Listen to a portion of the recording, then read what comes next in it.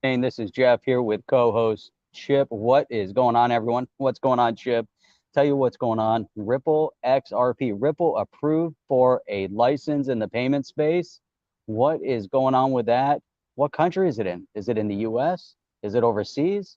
Has the US finally wrapped their head around the fact that crypto is here to stay?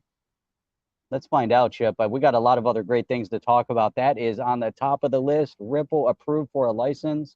We got to dig into this. We got to workshop it. We got to talk about it. Ready to kick this thing off? Let's do it. Let's get going. Welcome to On the Chain. Welcome, everybody. Happy good morning, good afternoon, or good evening, depending on where you are in the world. And we know that you're everywhere. I mean, thank you very much. We get a lot of comments, people checking in from everywhere. Check in here. We'll throw them on the screen as we go along. But Jeff sort of teased this, but this is a pretty big deal, just in itself, just because there's so few of these licenses that are given out. But here we go. Crypto firm Ripple gets in principle payments license in Singapore, and we've heard a lot about Singapore, Jeff. I mean, we've talked a lot about Singapore just because it's always one of the countries mentioned when anyone starts running through like what the rest of the world that knows what's going on is doing, right? We'll always hear like, Singapore, Dubai, like start Japan, people that have clear regulations about crypto. We hear about it from those folks, right? That's right. But and Singapore is always the one. An interesting country, Chip, because you think about there's a lot of expats that go over to Singapore, a lot of development over in Singapore, a lot of financial growth over in Singapore. And in some ways, Singapore is leading the charge, leading the world right now in financial growth. Like I said, there's just a ton of things that have gone on and will continue to go on over in Singapore. But this is right up at the top of the list. So when we think about crypto, we think about the decentralized financial infrastructure. We think about everything that Ripple has been doing for the US, for the world, to move money. And the US is laggard in this whole thing, way, way behind. And there's Singapore stepping up to the plate with a major payment license for Ripple. This could be monumental for the space, not monumental for the US, but monumental for the space. Because you having a license for moving money, utilizing the XRPL, the way it was meant to be utilized, ODL, etc. I think this could be, this could really be the sign of things to come on a global scale. Yeah, and I think that on a global scale is what we're really talking about. I mean, I think a lot of this has to do with, what's going on in the U.S. right now is that it's a very clear division line. It's sad to say, but I mean, this whole partisan line of like one party loves crypto, the other one's kind of like, we don't like crypto. And I wouldn't say love is not the right word, but at least more pro. I think they're more pro business and pro growth, and they see the opportunity. They see jobs moving offshore, organizations moving offshore, and surely a lot of companies from the U.S., like you said, expats have set up in Singapore as well. So I mean, it's like, but just like this in principle approval from major payment institution license from the Monetary Authority of Singapore, which is the country's central bank, and the license will allow Ripple to offer regulated digital payment tokens and services and expand customers' use of XRP, a cryptocurrency closely associated with. And that's probably the best way to put it there. But the whole idea of like, especially their ODL doesn't use XRP in the inside the in the US, right? That was something we learned is like, hey, it's not using it. So man, big shout out to everybody tuning in. Make sure you let us know where you're tuning in from as you come in, and big shout out to Rough Rican. Thank you for that support. A lot of great things happening here. There's people I haven't seen, Chip, in a while that are tuning in. I see Lee Sands is logged in here and commenting, and Lee was saying, I wonder when they will fork the XRPL and start moving the XRP tokens from the current ledger to that ledger. It's a technological fork, and it burns V1 tokens as it parts into V2, XRP V2. It's an interesting comment.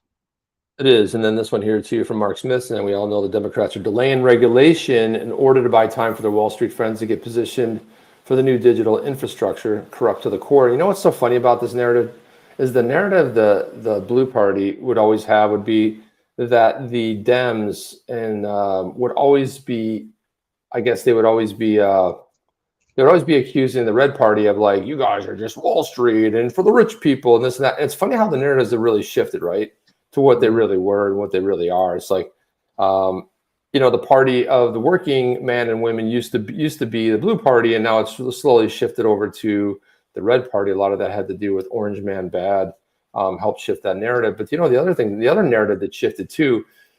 Do you remember in 2016, the very first time people heard fake news? People are like, "What's that? That's ridiculous. Well, fake news? What do you mean fake news?" Now it's just a household name, and people get it. It's like it's all garbage propaganda being shoved down your throats.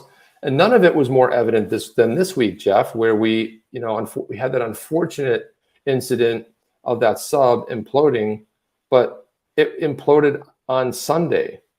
The Navy picked it up. They knew exactly what happened. James Cameron, who famously did the Titanic movie, I watched an interview with him when he said he was notified Monday morning that the sub had imploded. So they created all this sort of hype and hope, really, this false sense of hope. People were like, I was like watching the story. It was a horrific story. We were all tied to it, seeing what happened, and it already happened. And a lot of it was they wanted to time the news with the release of some bad news coming out in the U.S. here, which had to do with the resident in the White House and a son. And now what's happening is that the long knives are out for the resident, because when I see CNN doing a story documenting exactly what happened with this said recording, I'm like, the long knives are out. The time is going to be short. I predicted this for a while that that resident will not finish out the term. It's time to, but this is what's happening, and I think that same thing is going down with cryptocurrency. It's weird, Jeff. I haven't seen Elizabeth Warren out there screaming. She was so heavy into the anti-crypto thing, and it's like somebody's tapped her on the shoulder, Jeff, and said, "Can you tone that down a little bit? This isn't going to bode well for us," right? And I think a lot of that has to do with you guys, because we were vocal on Twitter, anywhere we could be vocal about it, on YouTube, anywhere we could get our voices heard. We were like, "Hey, no, this is not cool." And have you heard her going off on crypto, Jeff? No, yeah, I think you're, it's interesting. You bring up some really critical points. One is the fake narratives that they create to foment fear, loathing, excitement, whatever it might be. They create the narratives, they push it out on the misinformation media, they create the tone, they get people fired up on whatever direction they want them to get fired up on. I think you're right with this whole sub story. The fact that, there's evidence now coming out that it was already known, a week ago, and yet they ran with this story for a week for whatever the purpose. And it was a perfect story too, and it's a story of survival. It's a story of rescue. It's the greatest story that people want to watch. You go to the movies and watch, you don't want to see the ending being that nobody survived. And maybe at that point they hadn't found the wreckage. They only found, the clues of the destruction. So maybe there was this little 0.1% chance that someone survived an implosion. But you're right, they fixed the narrative. It's detrimental overall. It undermines everybody's intelligence. And then if you take that in comparative to what you mentioned in terms of the major news story that was released with HB over there, with Hunter getting, and the way they just kind of push that under the carpet, knowing that other people in similar circumstances have been put in prison for over 10 years for the exact same thing. So there's something rotten in Denmark, so to speak. And then your reference to Elizabeth Warren. This is really interesting because you're right. She's disappeared off of this narrative. They also lost their slush fund, which was FTX. That slush fund, that spigot has been shut off. So they're not getting the tens or hundreds of millions of dollars into their campaign funding, which was massive. So they were bad-mouthing crypto while benefiting from crypto, right? Screwing the market. But the powers that be, and there were other powers instrumental in bringing attention to what was going on with FTX, collapsed it in the early stages, because we brought up a long time ago that it seemed like a smoke and mirror kind of Ponzi situation, because it didn't make sense that a company like that grew from zero out of nowhere and became one of the biggest in the world in a very short period of time. Because from 2018 to 2019, all of a sudden he became one of Joe Biden's biggest financial contributors for the 2020 campaign. Now, how is that within 2 years you go from zero to the biggest contributor to that campaign, and then from 20 to 22 became the biggest Democrat supporter in close to history, next to George Soros? So none of that really made sense. The fact that it was collapsed early, so they had no impact on the 2024 election, starts to make a little bit more sense because of the powers that be. They also collapsed it. Obviously, my opinion, it's not it's not fact, but it's my opinion on it. But they collapsed it in the early stages because it was meant to be a collapsed system. They were just trying to get as much money as they could out of it in a shortest in the time that was allotted to them for the 24 election. And then they were going to collapse it after the fact, because they have such animosity and disdain for the crypto space. And if they could have normalized FTX even further and had it ingrained within the system even further, then collapsed it, they would have dismantled. They probably thought they could have dismantled the entire crypto space by making FTX a larger player than what it really was at the time. It was important, but it wasn't the biggest player. We've seen Celsius being taken out. We saw FTX collapse. The crypto space overcomes. That's what's amazing about it. That these are just one little fragment of the space. It's bad news, but it's a fragment of the space. Had that little fragment been a big part of the space, which is what the left team tried to do, which was bringing only Sam Bankman-Fried in when they were consulting on the crypto space. They didn't go to anybody else. We've talked about this a lot. They didn't go to anyone else. They only went to him. But now that Elizabeth Warren is shut down, this to me, I think this is monumental. Someone has said, seal it. Stop your mouthing off. This is the direction we're moving in. And they're trying to underhandedly through Gary Gensler. I don't think it's working out for them, especially as we start seeing normalcy of this space in other countries. These people are going to be shut down. They get and Kelly's bringing this up, and then when I was making that thing like, hey, if the big guy is gone, then we have Kamala, right? And the funny thing about that is, this is what happens. I try to say this as gingerly as I can, Jeff, but this is exactly what happens when you don't go for somebody who's going to make an impact, but you go for somebody that can fill a quota, right? So if you want to look at Kamala, it's a well-documented history of how she achieved certain positions. You guys can Google it and figure that out. That's not. But when you have a field of like 16 or 17 Democrats running for the White House, and she's the very first one out as early as possible, and then she ends up becoming the VP candidate, that should tell you all you need to really know right there, right? I mean, that's like, okay, well, that doesn't make any sense, because if you're going to choose somebody, you choose somebody that at least people somewhat liked, right, or are popular with inside the Democrat circles. She's not one of them. She's not liked in the Democrat circles. It's the reason she was the very first one out, and it was early. We're talking about a year before, I think it was even before the primary started. That's how early she went out. And if you want to know, it's like, well, that tells me everything that I need to know. But if you look at some of the other candidates up there, there's a lot more popular candidates. I mean, 5, 6, 10, easily more popular inside. Forget about like in general. I'm just talking about with Democrats, and then more likable candidates across the board that don't go, that aren't cackling hyenas the entire time. But let's get back to the story here. Majority of Ripple's global on-demand liquidity transactions flow through Singapore, which serves the company's regional Asia-Pacific headquarters, Ripple said. And then Ripple has doubled down on headcount in Singapore over the past year across key functions, including biz dev, compliance, finance, and plans continue to increase its presence there. And then MAS, the Singaporean financial regulator, was not immediately available for comment when contacted by CNBC.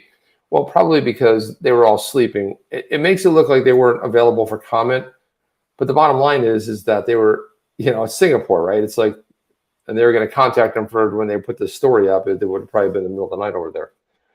But the central bank was previously in the news for blasting Three Arrows Capital, disgraced crypto hedge fund that imploded after betting billions on failed stablecoin Terra USD for providing misleading information concerning its relocation to the British Virgin Islands in 2021. And, similarly, that's exactly, some of the things that went wrong over there with Celsius 2 had a lot to do with, the investments, right? The investments going bust, and this is a lot what happens to do. It's okay when the U.S. government does it, Jeff, then it's not a big deal. The U.S. government can make bad, shady dealings because that's what collapsed SVB Bank. They were putting it in government bonds. They're investing in the U.S. Housing market, and when that went belly up, and you saw the rates climb, go from 2.3% all the way up to 7%, unsustainable. A small bank run, not even a big bank run, collapses an entire bank. And a very popular good bank too. SVB is well known in the startup circles, Silicon Valley Bank. So there's a lot of that going on.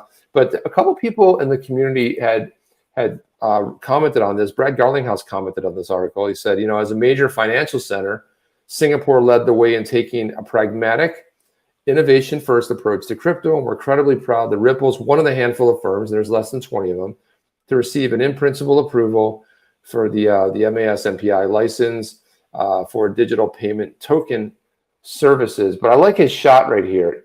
He's taking a shot. This is a clear shot at the SEC right there, Jeff. Wouldn't you agree? Led the way in taking a pragmatic, innovation-first approach. I like it. I like the fact that Brad has really stepped up and is, he's not holding back with his attacks back onto, or at least pushing back onto the SEC. You got to hold them to account. You got to put them back in their place. There's a lot packed into this comment, but there's a lot packed into the action and the outcome of what's happening over in Singapore. You use that as a perfect comparative to what's going on with the SEC and Chair Gensler, and the contrast, can't be clear. So imagine now when the judge is sitting down and looking at what the SEC is pushing for and what's happening on a global scale. I mean, you can't avoid looking at things that are happening all over the world as some sort of normalcy, because, we talked last time about, a reasonable person. And so if a reasonable person is looking around the world and they're starting to see that other countries are adopting this exact same technology and not having the same restrictive measures in place, or trying to put such restrictive measures in place, then you would have to make an assumption that the U.S. is on the wrong path, that the U.S. is potentially doing something incorrect, that those at the lead, meaning one person, the SEC, the chair of the SEC, is doing something based on his own, his own opinion and his own desire for untapped power. So if you look at those two in comparative, something is off. Something is completely off. How is it that a financial epicenter of the world in Singapore is saying, hey, this is an amazing tech and we're going to implement it, and here's your license for the same technology? There's something off. And I really hope that this, is just throwing back into Gary G's face. Gary G. Yeah, this is, I want to throw this back up here because Crypto Poet says the U.S. is going to regret Gary Gensler. Jeremy Hogan chimed in and said, the next time you visit Singapore office, try kaya toast for breakfast. You're welcome. Dr. Steve, PhD, chimed in and said, so good. So that's the next time. So there's a little advice for you next time you're in Singapore. Why don't you go ahead and what kind of toast is it? It's kaya toast. I don't know. Kaya toast. I don't know what that is exactly, Jeff, but we could probably go figure it out. Let's see, kaya toast. What that's best Singaporean I think we have to go to Singapore toast to find it. Let's What is this kaya toast? Made with kaya jam. Let's see. Not helping. Okay, what is this What is exactly? kaya? It's a dish consisting of 2 slices of toast with butter and kaya, commonly served alongside coffee, soft-boiled eggs. It's consumed for breakfast. The main Find out what ingredient is kaya is. coconut jam. Now, what is kaya?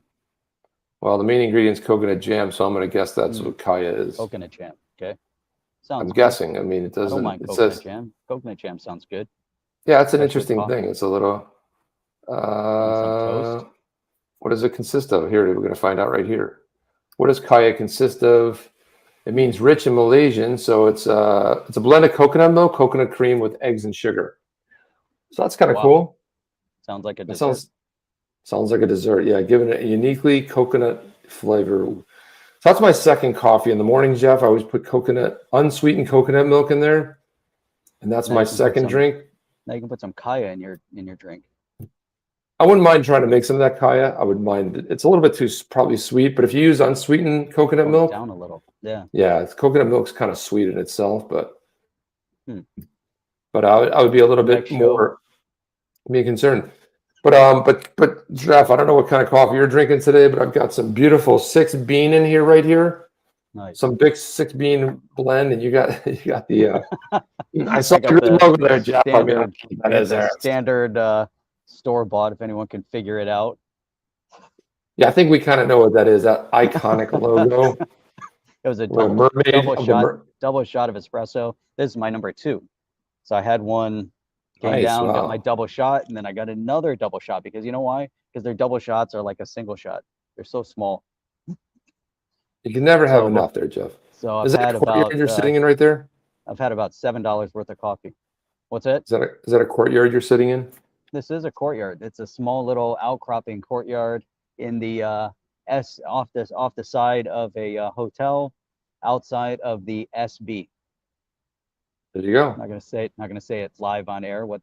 You saw the logo. I don't have to say who they were. That's right. Their coffee is a little bit bitter, a little acidic. Well, Not a big everyone's fan always of it, looking. but when you don't have any other option, then it's Yeah, like I find if you get the if you want a good cup of coffee, you get the Pike's Place, but it has to be the pour over. They'll freshly grind the beans for you right there. They'll do a pour over, and it's one of the few things that's not bitter. But Jeff, everyone's always searching for a good coffee. Like, I mean, how many coffees have you tried? You always kind of go back to the same ones over and over again, right? I've tried a lot. I got to a point where I had to have it brought in from overseas. Yeah, the Segafredo, and then which is good, or the Ely. Ely's okay. I don't mind Ely from the cafe. Hasn't been good. Ely in the can is like whether it's pre-ground or even the beans, old. it's been sitting too long, even though they put into the vacuum bag. I don't even mind, like the Segafredo is great when I first open it, but it's a huge bag. It's a 2-pound bag. So we order them in a case of 6 typically.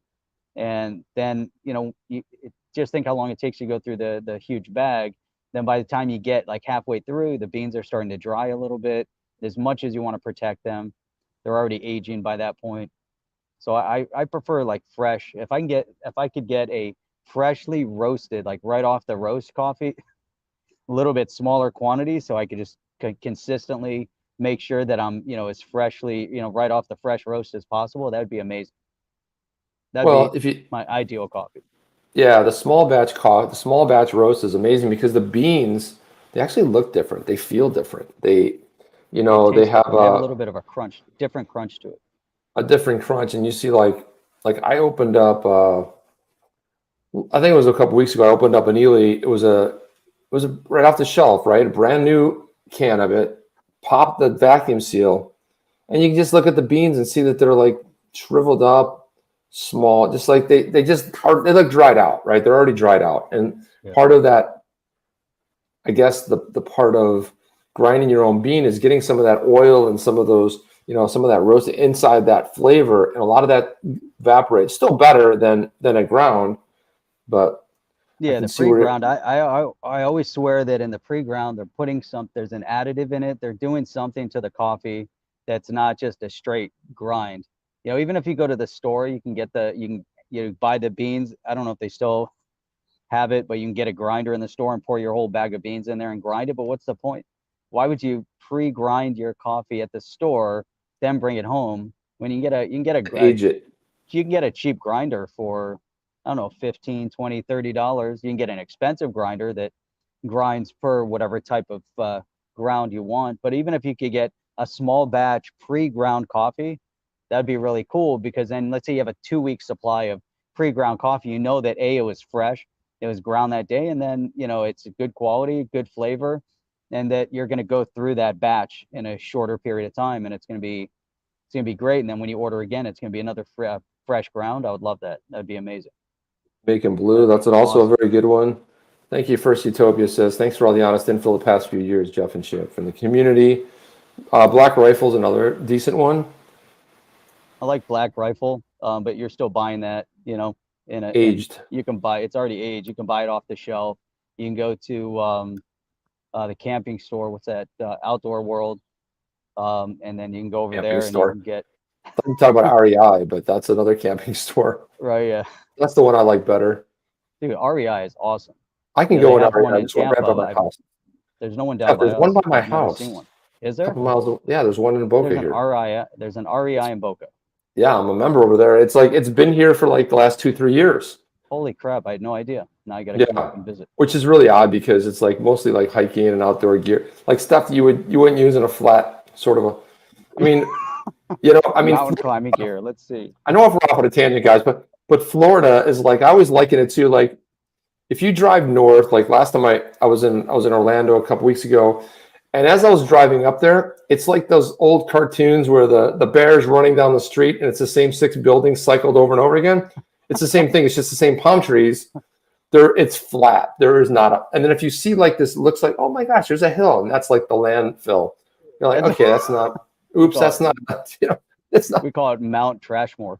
Yeah, Mount Trashmore, right? Exactly. Exactly. It has all like and you say like, and it's the most boring drive any, because it's like a straight line. You can almost like the highway once in a while will do a little bit of, but if you're driving all the way up north on either a turnpike or 95, it's a straight drive. It's like no deviation. And then you might merge onto 75 when you get finally up, past Gainesville. And that's it. That's like the whole thing. And then you have an REI, which has like climbing gear, these giant backpacks and stuff that I was surprised that it's still there, because it's not really Florida friendly, right? I mean, I see it's always packed in there. People are always buying stuff. They sell bikes too. And they're new too. I remember the REI in Troy, Michigan. Remember the REI over there? Yeah, of course. Off of Big Beaver. Yep, exit 69. Exit 69. True story. That's a funny thing to tell people. Like, I used to live right off of I used to live right around the corner from there, and I would tell people like, "What exit is off?" I'm like, "Yes, Big Beaver exit. Take the Big Beaver exit 69, and then make your first right, and then you go down about 1.5 miles to the condo." And it's like when I lived up in Detroit. But yeah, some clever planners over there. Whatever, Jeff. I mean, here you go. Let's jump into some departure from crypto. Do we?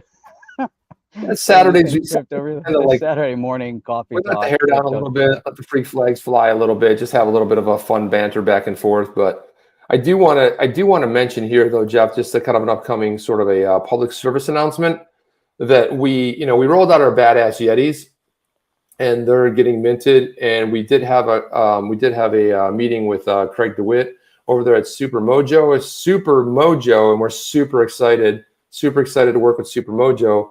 And we're going to be putting, I know there's been a lot of requests in the chat, but a lot of you have said like, hey, I'm interested in getting the Yeti, but I really don't want to buy it with XRP. So we're going to make those available. And then there's people in my world too, that this gets shared out to Facebook too. And if I share about an NFT, it'd be like, well, what do I do to get the NFT? I'd like to support your thing. Okay. Go to Uphold, create an account. When you create an account, then you got to fund it. Then when you fund it, you go buy XRP. Then when you fund XRP, then you go open up a Zum wallet. But make sure you back up your seed phrase.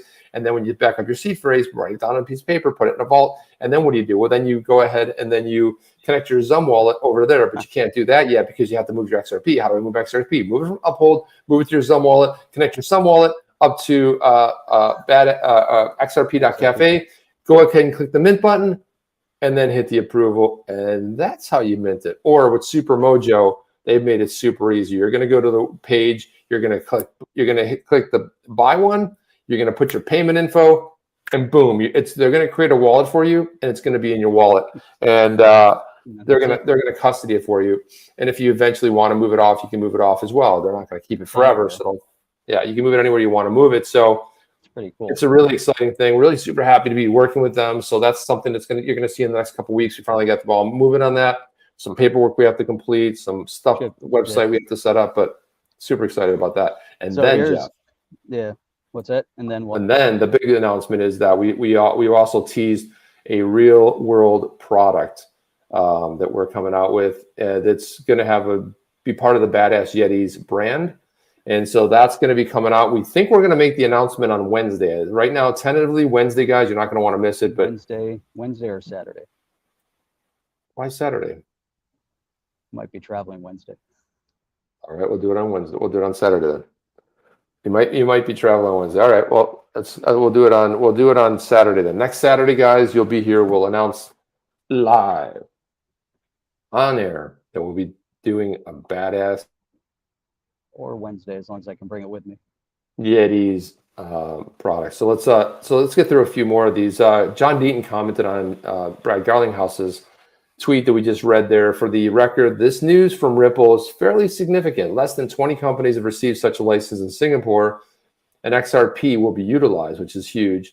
Yet XRP doesn't move up even a little. If all XRP holders in the US or in the world are in a common enterprise with Ripple, and relying on the successful efforts of Ripple, you would expect XRP to react. Yet it does what it always does.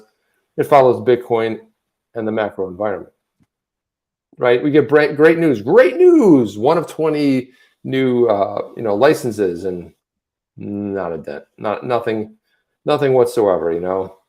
So, and then also we had Stu Alderoty commented on the Ripple tweet about the in-principle approval from Singapore. But he says the Monetary Authority of Singapore built a workable framework that truly unites consumer protection, market integrity, and innovation. They've also outlined a clear taxonomy to classify and regulate digital assets, making it possible for companies like Ripple to build and offer compliant products. Jeff, another shot at the SEC, no? Shot across the bow. Bam. Awesome. Especially when it talks about uniting consumer protection, check. That's what the SEC is supposed to do. So he leads with truly unites consumer protection. And what you read between the line there is not like the SEC, which has eroded and destroyed that consumer protection, especially in this Ripple case of blowing out $15 billion in market cap. He goes into market integrity because that's another thing that the SEC is supposed to be one of their tenets as well. And then at innovation, which we talk so much about, is like it's the innovation. We had the internet come up, and imagine what that would have been like if all that moved offshore. You wouldn't even, would you even have a Google or some of these big high tech firms? Would you have like an Amazon? Would they have set up shop in the U.S.? They could have been sitting over in England. They could have been sitting over in Europe somewhere. They could have been sitting in the Bahamas. That's Jeeves. We'd all be Yahooing instead of Googling. Oh yeah, Jeeves for stuff. As Jeeves. Yeah, I remember. It's hard to remember. Yeah, I remember when. With the little character and everything. But I remember it was like a little butler guy. But I remember that, using Yahoo. And then I remember the first time I got wind of Google, and everybody was like, they're not going to challenge Yahoo. Yahoo's already built this huge infrastructure. They've already Yahoo Finance and Yahoo this and Yahoo. And then meanwhile, today it's like, does anybody go search for Yahoo? Now, I will say that Yahoo Finance is still good. It's still one of the best things that Yahoo has, right? That's where you can like input all your stocks. So that to me is still the best product they have. So he goes on to talk about that, and he follows it up. Sorry, Jeff? Do they have any other products? I haven't. Yahoo, other than Yahoo Finance? What else? That's the only thing I pay attention to that I've all these years. Have an email? Do people have an email at yahoo.com? Is that still a thing? I don't even know. I don't know. But I always can tell, like, you can always tell if you're dealing with an OG, and sometimes an OG is really good. But if you say, hey, can I get your email? And they say Hotmail, I'm like your instant thought is like your opinion sort of just drops a little bit. AOL.com. That's even worse, Jeff. I mean, it's like someone says, yeah, I'm going to, and then their excuse is always like, well, I've just had it for so long. I'm like, well, I had a Yahoo address. I had a Hotmail. I had a Hotmail early days. I had a Yahoo address. And guess what I have? And guess what everybody uses today? Google, right? Okay, so there you go. But at some point you upgrade. I believe Yahoo addresses went away because I think because I had some stuff in there that I was trying to log into. I don't think I can log in there anymore. I can't remember. I don't know. And who really cares?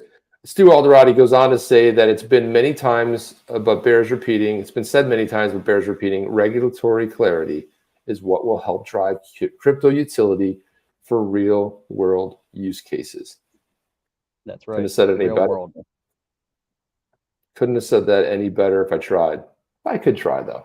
And then finally, real world use cases. Finally, president of Ripple had to get on all this fun. They're going to have it every just those two. And we had to say that Monica Long said, as RippleNet grows into a platform with regulated crypto-enabled services like instant settlement and liquidity, obtaining licenses and jurisdictions like Singapore is key.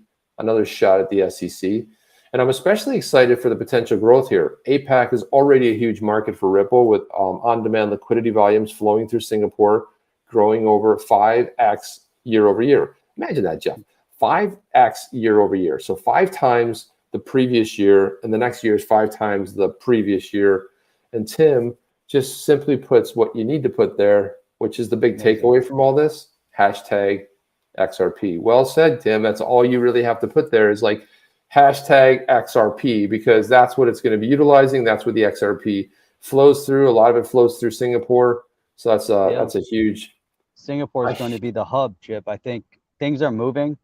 To Brad Garlinghouse statement about the licensing thing going on over in Singapore, my comment was, when are you moving the headquarters to Singapore? Not opening up a Singapore-based headquarters, but when is Ripple moving the official headquarters over to Singapore?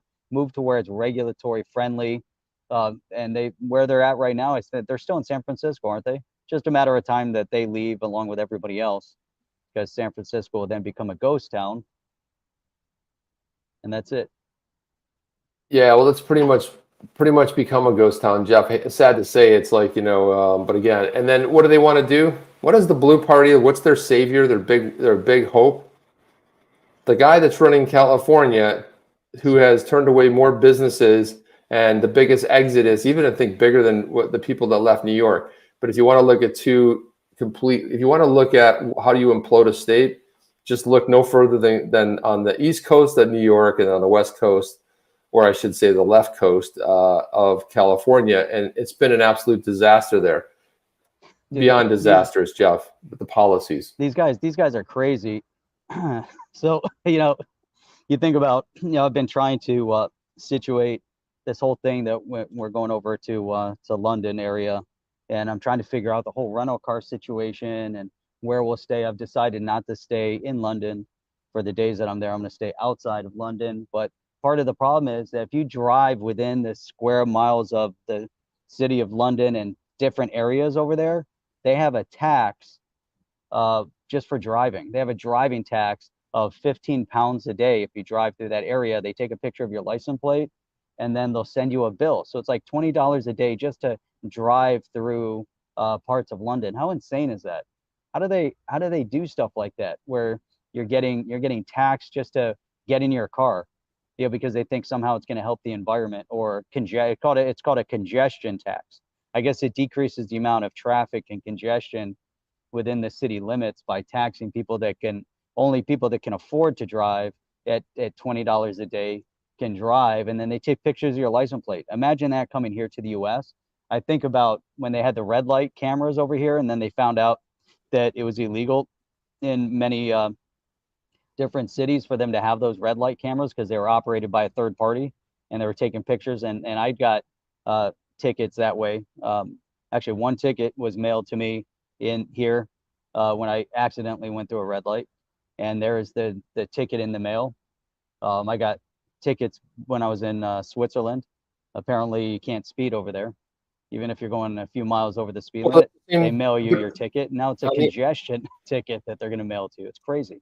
But Jeff, it's the same thing on the M1 too. It's like I was cruising down there with my buddy. And it's like you have these, you'll see these things across the road with cameras, and they will take your, they can judge your speeding, so that there's no speeding. You got to toe the line. This is what what is it? Totalitarian, That's what I'm trying to totalitarian say. infrastructures.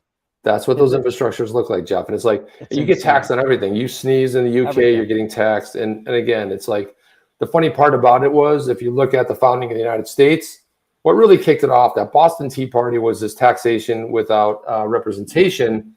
And guess where the US moved right back into, and where every regime moves back into, is overtaxing the people, because that's what we ended up happening here. Even the founding of the Internal Revenue Service, unconstitutional, just a bunch of garbage to fund. But the bottom line is, like, when you think about, and this is, so something happened in Canada recently. So I heard that Canada, they passed this new legislation. I think it's moving through Parliament right now. But part of it is that if Google posts a story, or if Facebook, Meta posts a story on their news, you have to pay the original person. They're trying to, like, help out the little guy. And so this is what they've done. This is why, if you don't think through policies, you lose bigger, right? It's like, you have an animal that's invasive and it comes into an area, so you get like another animal to come eat that animal, and the animal that takes over is worse than the original one. And this is how these nut jobs think about these things. They think they're gonna solve it. So in Canada, they're like, we gotta fight for the little guy. So you know what happened? Meta's already announced, ahead of this bill passing, we're pulling out. No more in Canada. You will not be able, on Instagram, you will not be able to read anything, any news feeds. Done, pulled it, not anymore from Canada. And then Canada came out and said, wow, yeah, that it's not going to be this and that. And they're like, no, man, we're done. And guess what? Google's looking at doing the same thing. So no more news feeds that you'll be able to publish a story. So what did you do in Canada? You just eliminated outside news sources, but you did it in a very clever way. You knew that they would pull out because you knew it wasn't a sustainable model. But instead of saying we're banning all outside news, we just say you have to revenue share. And that's how simple it is. You disguise it as you got a revenue share with the little guy, because, when a government tells you they're fighting for the little guy, you got to always worry about that, right? Because it's always the opposite. So Jeff, they passed something very cleverly through, where they're going to extinguish outside news sources, and the whole sort of fight for the little guy didn't work out so well. I'll tell you what. Hey, Steve Walker is saying that London is as bad as San Francisco. It's crazy, just trying to figure out and navigate travel anymore. Used to be you could go anywhere. Where I'm at right now, I thought I picked out, as a decent area, and the surrounding areas not so much. I would just get an Airbnb. Airbnb. Yeah, that's what we're doing over there. We're going to get Airbnbs. And that's the difficulty in navigating that part of it too. But I think, I always try to stay in an Airbnb when I travel. Getting a car to me sometimes is a must. Are you going to Abbey Road, Jeff? I don't know. I don't know if I'll do the touristy stuff when I'm there. I just want to be. I don't want to get caught up with all the people taking pictures. But maybe there's a good chance we'll go to Abbey Road. Yeah, the studio's amazing. I just want to just hang out. I don't want to be, overwhelmed. I like just seeing, walk by and see stuff. I don't need to like dig into people, like you go, everybody wants to see Stonehenge or whatever and go in and really get in depth into that and get standing in lines or going. I don't mind just seeing stuff from the periphery and moving on with my life. You can't even get close to it though, Jeff. Like when I went to Stonehenge, I was there with my buddies, and it's like, we got there super early. We were like the very first ones. You like free, but you can't walk up to it. You're like a giant circle around it. You can't really see it, and it's like exactly. It's like it's just like you're like driving through the English countryside, and all of a sudden you see, oh, there's Stonehenge, and it's kind of like you're expecting some big like, oh, this, and you're like, it's just right over there. Okay, you can keep driving. We saw it, right? There's nothing really to see, and that's it. It's interesting to see. It's outside of Bath. How about Versailles? I went to the Palace of Versailles. I happened to be staying down the street from there. And we walked up. I didn't even know where we were staying at the time, and we were waiting for some of our business meeting. They were sending someone to pick us up, and I started walking over there, and I was like, "Oh, this is interesting." And walked up the road, got to the palace, saw everything from the outside, and left. And I was just watching something on it, and the amounts of people that go inside of there, and they're willing to like be shoulder to shoulder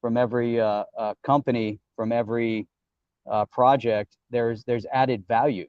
If you just have Bitcoin, who's going to be rallying behind? And we talked about this last time. There's nobody else out there to help and support you. They're going to destroy you. You're going to be crushed.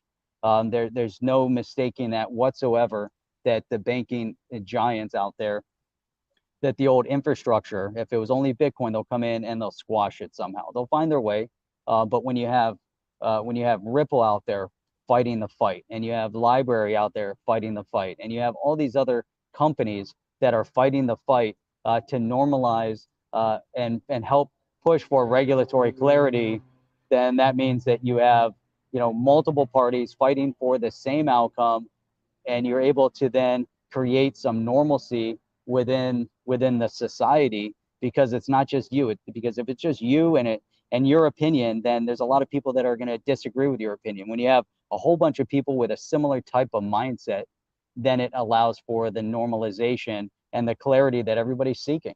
So I disagree with his thought process, and I think David Schwartz is 100% spot on, that it is despicable. It's a despicable thought process that they're the only one and everybody else is bad. That's bad, and so those are my 2 cents. Limited thinking, Jeff. John Deaton then said, well, what is inconsistent is that so many Bitcoin maxis fancy themselves libertarians and then applaud or celebrate the massive and gross overreach by the SEC. And this is such it's such an on-point statement here. It's like they're like, oh no, I mean, the original Bitcoiners were like all about, it was all about anarchy. It's like, we don't, screw this, screw that. We'll have our own form of money and we don't need banks and blah, blah, blah. But yeah, okay. But aside from all that, then the other inconsistent thing was when the Bitcoin remember, it was always, they're always against XRP because it was like the banker's coin and centralized. That was their narrative. But as soon as Bitcoin and the banks got friendly together, they were celebrating it. Yeah, with so it's like this whole narrative's kind of come full circle. And now that they're like, we're libertarians, we believe in, principles that, people, the true freedom should be able to do whatever you want. Okay, but then you're going to go ahead and just go crazy in applause when a lawsuit gets levied against Library or, against, and you start calling on the shit coins and all that stuff kind of comes out, which is ridiculous. And then, so of course, this got the attention of Max Keiser. So Max Keiser chimed in on John Deaton's tweet and said, of course, the SEC is overreaching, but that won't stop them from killing off XRP and every other shitcoin except Bitcoin, of course. It's untouchable. And what's wrong with this statement right here, Jeff? Of course, the SEC is overreaching, but it won't stop them from killing off XRP. It's everything. Yeah, well, first, obviously they're overreaching and they need to be stopped in their tracks. That's it. Yeah, you can't kill off XRP. Now, in Max's mind, in his small, feeble, Bitcoin's the only way mind, you can kill it off, right? But if you would do a little bit of reading or get a little coaching, if you believe that XRP is a centralized token and then Ripple goes away, XRP goes away, then yeah, you're right. But if you understand that XRP is a decentralized token, you understand how the nodes work, you understand that Ripple controls less than 4% and of the vote. And if they wanted to burn that 50 billion, they could burn it tomorrow. They put an amendment up there and you get an 80%, buy-in. He doesn't understand this thing. And I think that's the big problem here. I think he understands it. I think he chooses to ignore it. I think he chooses to create his own fictitious narrative. They want to hide the fact. So if he's so into his asset, if he's so, focused on how great Bitcoin is, and I'm not going to disparage Bitcoin in any way. I think it has its place. I think it was the, first mover in this space. Because of Bitcoin, we have everything else. And so that was definitely, critical to the movement. But at the same time, if he's so afraid of what XRP represents, then let's stack them side by side with Bitcoin and see, what is better for the payment space. And it's not going to be Bitcoin. Bitcoin doesn't work in the payment space at this juncture, unless you're utilizing something like Spend the Bits, which goes through the XRPL. In that case, you can move it quickly and efficiently. Otherwise, it's slow and costly. But what it does represent is a significant store of value. and that is important. Obviously, we see what's going on in El Salvador as they made it into a currency, and we'll see how that works. I think that their platforms for spending that money, for spending Bitcoin, is going to be much better served if they have something that's flowing through the XRPL, and there's nothing wrong with that. Why can't these two products work, in conjunction with one another? What's wrong with having an amazing way to spend your Bitcoin? Why would you want it to be slow, inefficient, and costly? Why not utilize someone else's tech, because they're complementary to one another?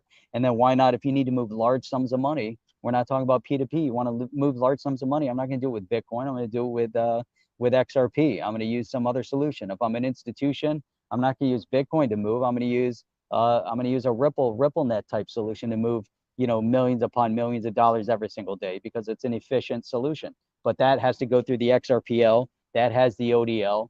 Everything represents a very critical part of this new financial infrastructure. Without each element, then we have something that's fragmented and broken, and then you're going to go back to, hey, let's just go back to centralized CBDCs. Maybe that makes more sense. Let's go to a centralized digital currency. That's what they really want. They want to keep putting out these fictitious battles. And we talked about early on, why did the media carry out that whole lost sub thing when the information was out a week ago? It's because they want to create the fictitious narrative. They also like people being impassioned about something to cover something else up.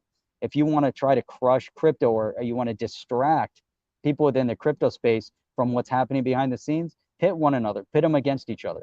Make sure that the Bitcoin group is against, the XRP group, that's against the XLM group, that's against the Cardano group. Pit the community against each other. If you can fragment the community, then you win. If the community comes together and they realize this, if the entire community comes together for the betterment of the digital asset class, everything changes. Yeah, interesting. And so he goes on to say that because there's virtually no rule of law whatsoever in Wall Street / finance for those with money and clout, Brad Garlinghouse has been spending a lot to keep his Ponzi scheme going, but he can't outspend the Feds and Jamie Dimon. It's just a matter of when, not if, XRP will get cut down. And then the other thing here is, listen, Max Keiser's smart enough to understand that there isn't a Ponzi scheme. A Ponzi scheme, everything flows to the top, right? Clearly not even possible, not provable. But, if you want to just goat somebody and you want to say like, hey, it's a Ponzi scheme. Now, this is like what I've had friends tell me about crypto. It's a Ponzi scheme. Okay, do you know what a Ponzi scheme is?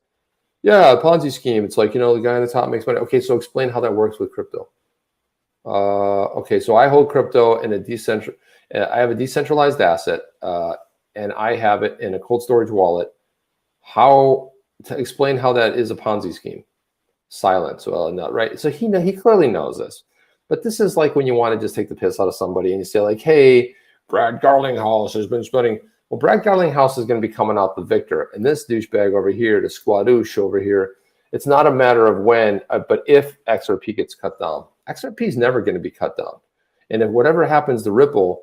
And this best thing that happens, this goes to the Supreme Court. It's going to take some time and everything, but very, very sure that the smackdown's coming in the SEC. The funny part about it is the more press it gets, someone like President Bukele might just say like, that's interesting. Why am I using Bitcoin? Might just be better to use XRP. Anything can happen. It's this whole idea of Bitcoin is the one and it's this and it's that. That's great. Yeah, it's a lot per token. But if Bitcoin was 50 cents, would people be as excited about it? No, there would be no excitement about it. So just on its merits of how it would function inside of a payment system. But there was I wanted to talk about this. Jim D brought this up. What crypto do we wager for the Elon Musk Zuckerberg cage fight? Dogecoin, Zuckbucks, or Casino Coin? Yeah, and so the funny would be perfect for that. So Jeff, I don't know if you got wind of this, but Zuck came out publicly in an interview and said he wanted to fight Elon Musk. Oh man, and I tweeted out my money is on Musk, and of course I got. Well, do you want to put a wager on that? The Casino Coin guys were like, "Do you want to put a wager on that?" I'm like, "I might, but let's see." Then Kelly says that Zuck has been training. Elon better watch out. As much as I hate to say it. Jim D said, yeah, I agree, Kelly. Zuck could beat Musk. Musk is pretty flabby these days. First Utopia said Musk has instincts, Zuck has greed. Yeah. Keith said that if we're waiting for a knockout from either, it might be a while. So what's really interesting though is like you watch these videos, Jeff, like you think like you watch these fighters in the ring, right? They get punch. But an average person, you just sucker punch them and they go down. They're done. The arm raises up, they're down. They knock them out. Like it's a lot easier to land a punch and knock somebody down.